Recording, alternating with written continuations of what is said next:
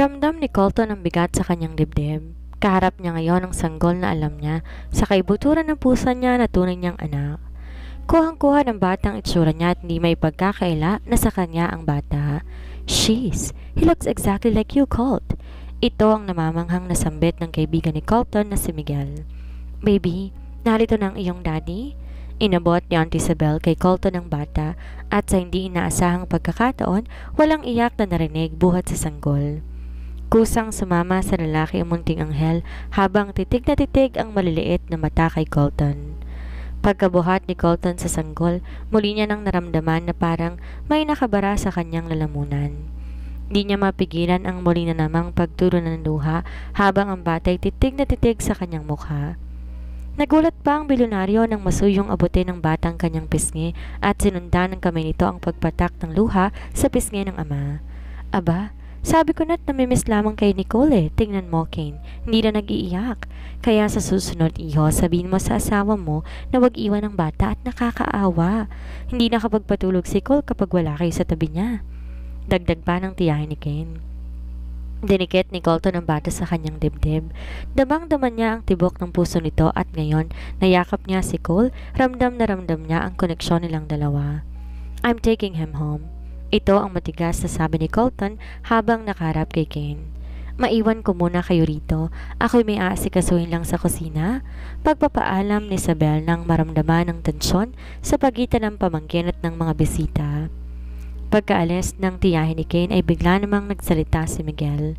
Maaari na tayong bumalik ng Maynila ngayon para sa schedule ng DNA testing ninyo? Pinarush ko ang pagkuha ng resulta kaya maaaring iton lumabas sa loob lamang ng 2 araw. Muli na humarap si Colton kay Kane. You will be coming back with us, Kane, whether you like it or not. Nagtaas naman ang kamay si Kane bilang pag-surrender sa sinabi ni Colton. Alam niya na hindi siya makakawala kay Colton hanggat hindi lumalabas ang resulta ng test at hindi nila nalalaman ang buong katotohanan sa pagkatao ni Cole. You will stay in our condo at di ka makikipag-usap sa kahit kanino.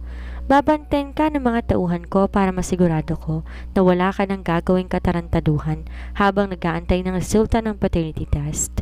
Subukan mo lang gumawa ng bagong gulo at sisiguraduhin ko sa'yo na mga pulis na makakaharap mo. Whatever, Colton. Sagot na lamang ni Kane. Tumayo si Kane at pumunta sa kanyang tiyahin sa kusina. Auntie, pakiayos ang gamit ni Cole? Luluwas din kami ng Maynila ngayon. May problema ka ba, Kane? Nag-aalalang tanong ng tiyahin ni Kane sa kanya. Wala, auntie. Bumalik na ang ama ni Cole kaya uuwi na siya. Pilit ng ngiti pa ni Kane. Sigurado ka ba, Kane, na ibinilin sa'yo ang bata? Susmiyo kang bata ka. Ako'y kinakabahan sa'yo eh. Relax, auntie. Mga kaibigan ko mga yon at ayos na nga lahat. Pagkasabi noon, iniwan niya na ang tiyahin at muli bumalik na sa sala.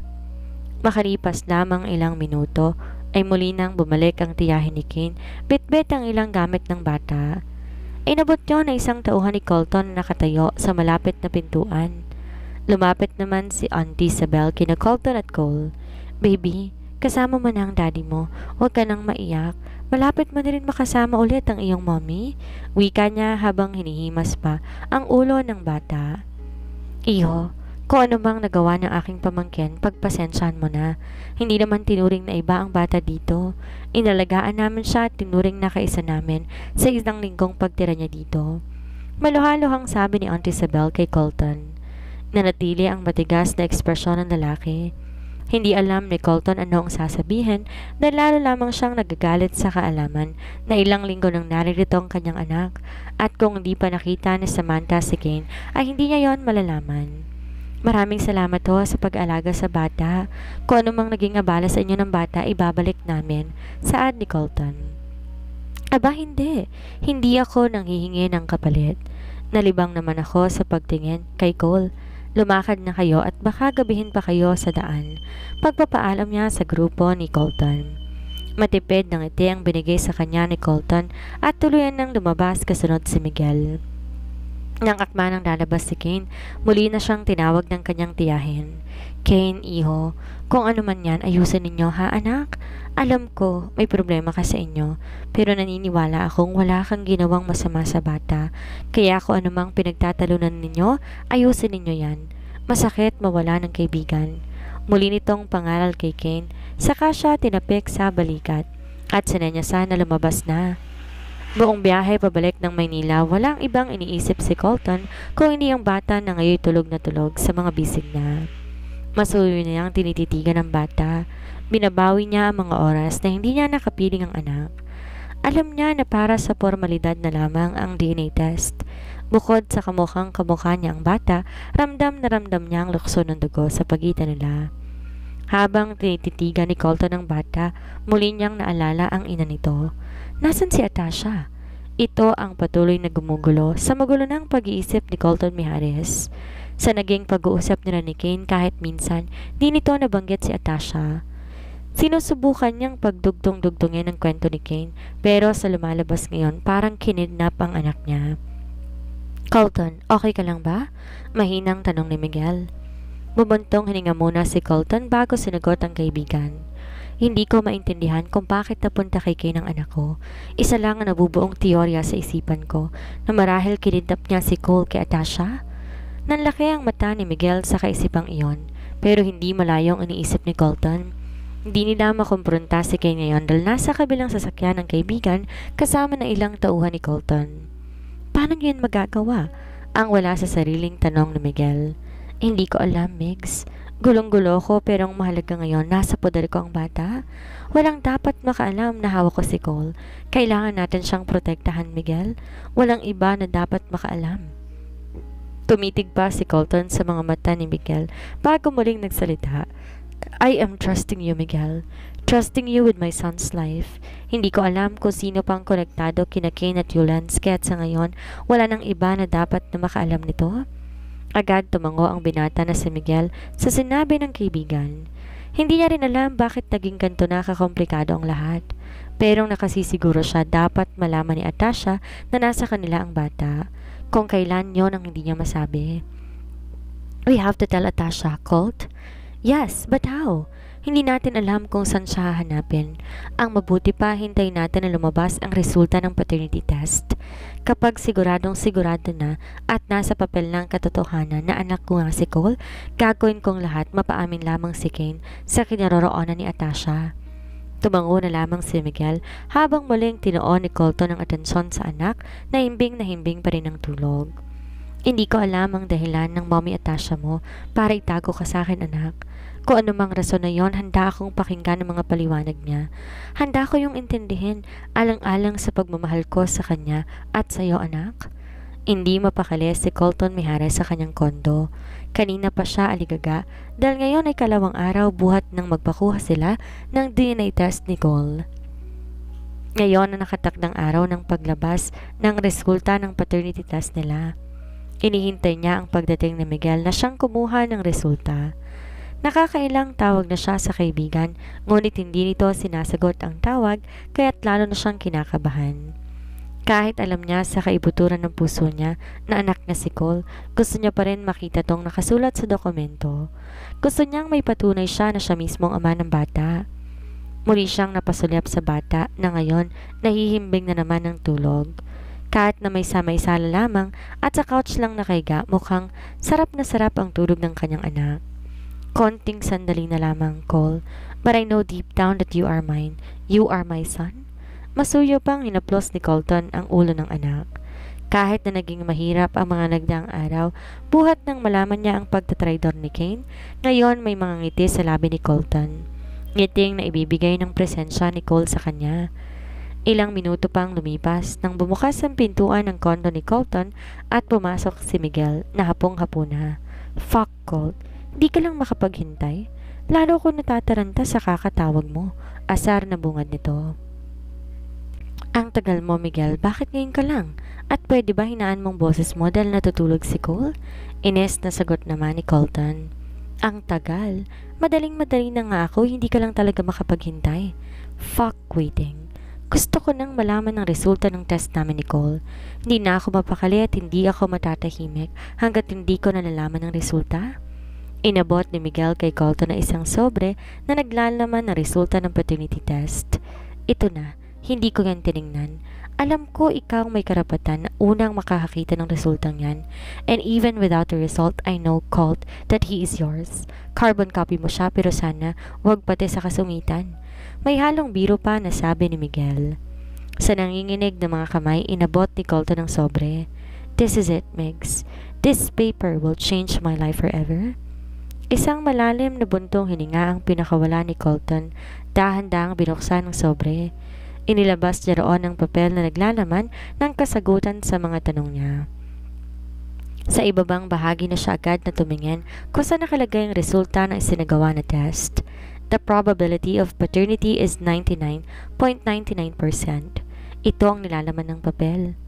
Agad na namuo ang luha sa mga mata ni Colton habang matama na nakatitig sa kanya si Miguel. Fuck it, it's Migs. He's mine. He is really mine. He is my son. Pagkasabi noon, hindi na napigilan pa ni Colton ang unti-unting pagpatak ng luha. Nilapitan niya ang anak na natutulog sa sofa, dahan-dahang hinalikan sa may ulo.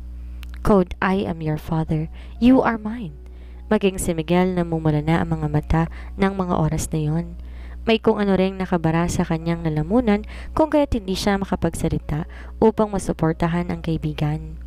Alam niya ang naging paghihirap ni Colton simula nang iwan ni Atasha at ngayon nalaman na ni Colton na anak niya si Cole. Pakiwari ni Miguel mas masakit ang katotohanan ito. Hindi dahil may anak siya kay Atasha, kung hindi dahil itinago sa kanya ang pagkatao ng bata. Migs, hindi ko alam kung magpapasalamat ako sa kasamaan ni Kane o ano. Kung hindi niya ako tinraidor, hindi ko makikilala ang anak ko. Hindi ko malalaman na may anak kami ni Atasha. Pero bakit, Migs? Bakit siya inilayo ni Atasha sa akin? Bakit hindi niya ako binigyan ng pagkakataon na maging ama sa anak ko, sa anak namin? I have fucking right on him. Patuloy ang pagluha ni Colton ng mga oras na yon. Labis ang sakit na nararamdaman niya dahil sa katotohanan na sumambulat sa kanya sabay sa pagkakilala sa anak. Ang katotohanan na iniwan siya ni Atasha na hindi niya alam ang dahilan. Umalis siya na dala-dala ang isang sekreto tungkol sa anak nila. Colton, maaaring may dahilan si Atasha and the only thing we could hope for is makita natin siya para may paliwanag na sa iyo ang katotohanan. Please don't hate her without knowing the truth. Maaaring ang malaki ang pagkakasala niya sa iyo dahil sa pagtatago sa bata pero maaaring nagawa niya yon dahil biktima rin siya ng pagkakataon. Masaya ako pero hindi buong kasiyahang to, Miguel. Kahit alam ko ng anak ko siya, kulang pa rin. May puwang pa rin sa puso ko kahit anak ko siya, hindi ko siya kilala. Wala akong alam na iba tungkol sa kanya maliban sa pangalan niya. Hindi ko nga alam kung kailan siya ipinanganak o kung ilang buwan na nga pa siya, and it pissed me off. Fucking pissed me off na wala akong alam dahil pinagdamutan niya ako. Sobrang sakit.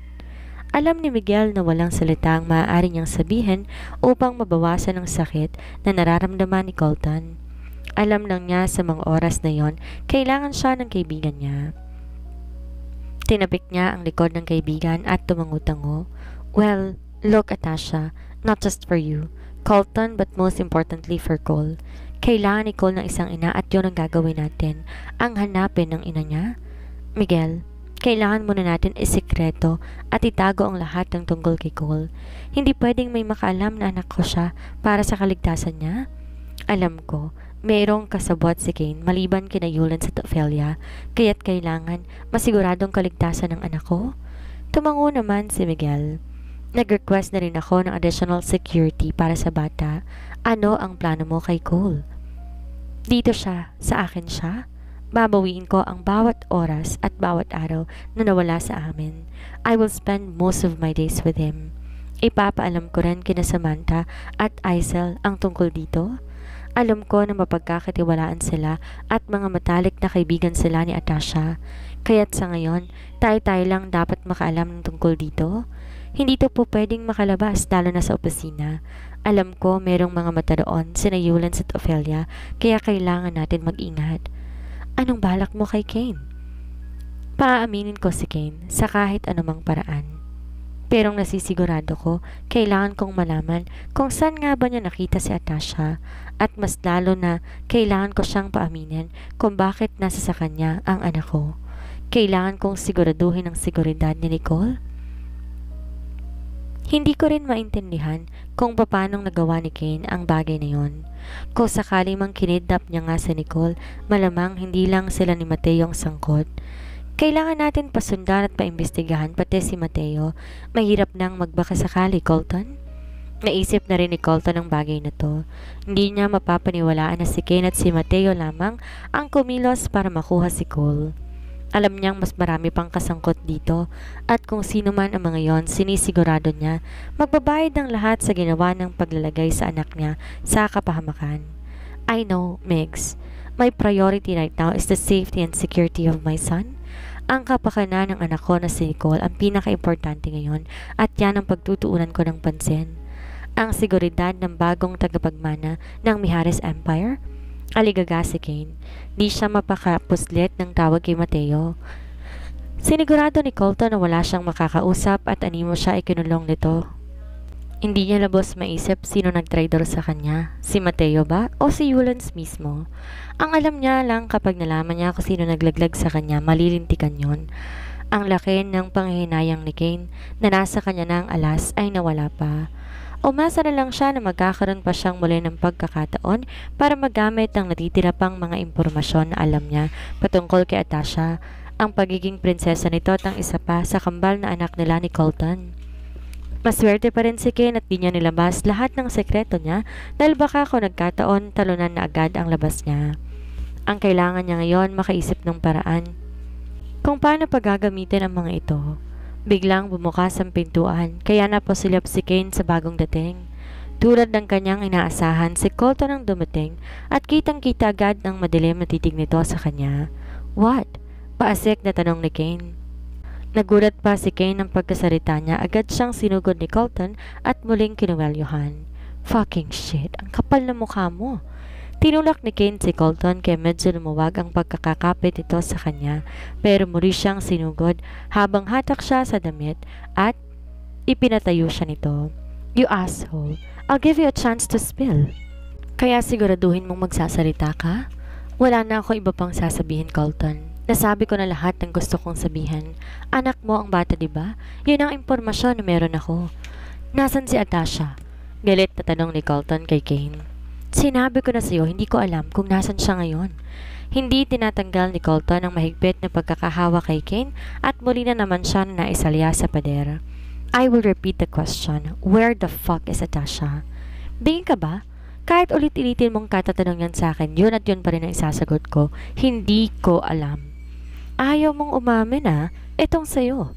Muling naundayan ang suntok sa sikmura si Kane sa galit ni Colton. Fuck you, Colton. Ide-demanda kita for physical injuries? Pagak namang tumawa si Colton sa sinabi ni Kane. Be my guest then. Magdemanda ka hanggat gusto mo. Siguraduhin mo lang na meron ka ring isasagot sa lahat ng kaso na isasampa ko laban sa'yo.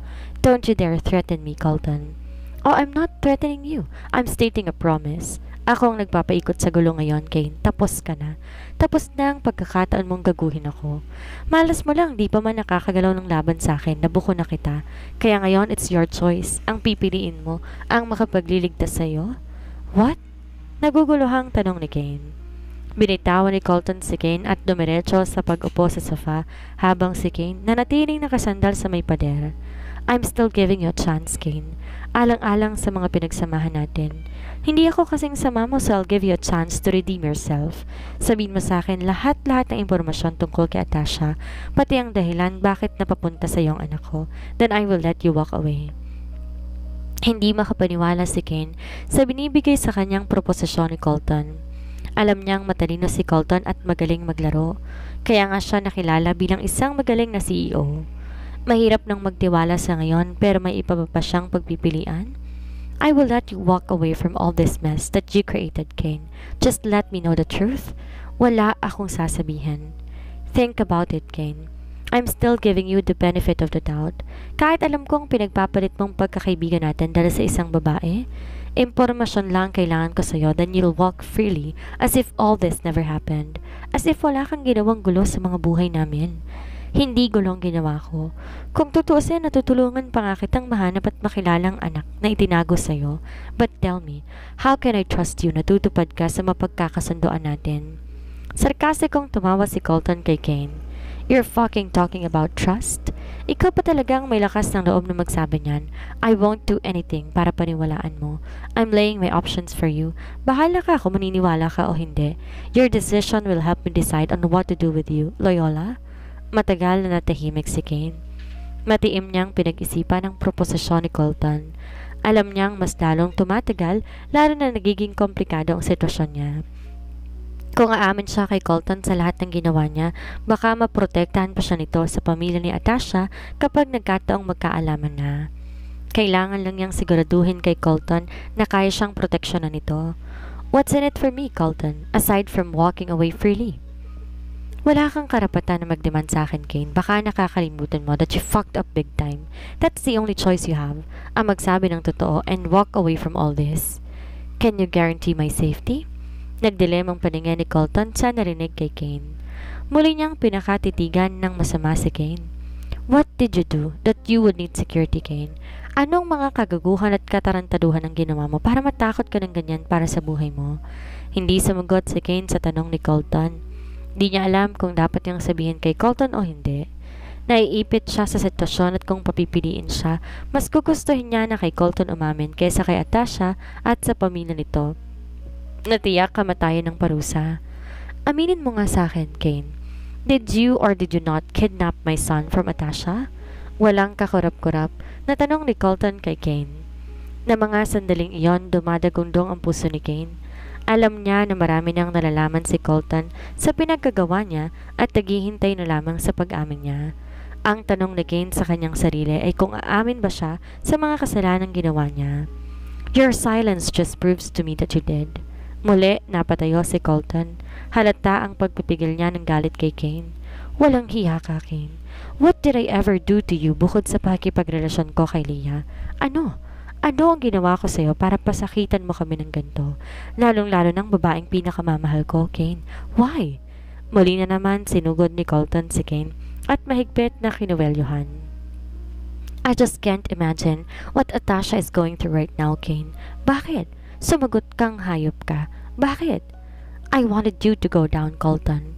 Gusto kong mawala lahat ng meron ka, gaya ng pagkawala sa akin na nag-iisang babaeng minahal ko. You know I like her, Colton. You know I do. Pero bakit si Leah pa? Bakit siya pa? Sa galit, muli susundukin ni Colton si Kane dahil sa sinabi nito, pero hindi niya na ituloy at sa halip sinuntok ang pader. Ang buong akala ni Kane sa mukha niya tatama ang suntok na iyon. Shit, Kane, I ask you. Tinatanong kita kung gusto mo siya. Tinanong kita kasi I was willing to let go kung sinabi mo sa akin ang totoong dahilan. Alam mo na hindi ko mahal si Leah pero siya lang ang tanging paraan ko para lubayan ni layulan si Atasha. But how could you? Paano mo nagagawang ipahamak ang pamilya ko? I am blinded by rage, Colton. That's the only explanation I have. At hindi pa dapat magpasalamat ka pa? Kung di ko ginawa ang mga ginawa ko, hindi mo makikilala ang anak mo. Hindi mo malalaman na may anak kayo ni Atasha. Hindi mo makikilala ang anak na itinago sa'yo. Mas matatanggap ko pang traidorin mo ko eh. Pero ang ipahamak ang mag-ina ko, yan ang di ko matatanggap. Simula ngayon, Kane, you're no longer my friend. Simula sa araw na pinagtangkaan mo ng masama ang mag-ina ko, that's the day you lost my friendship. At gagawin ko lahat ng kaya ko para masigurado ko na lahat ng sakit na binigay mo sa mag-ina ko, lalo kay Atasha ay mararamdaman mo. I will never guarantee your safety. Bahala kang lutasin ang gusot na pinasukan mo at bahala akong gumawa ng paraan para mahanap si Atasha. Pero sinisigurado ko na lahat ng kasabot mo matutuntun ko at itaga mo sa bato na lahat kayo mapaparusahan.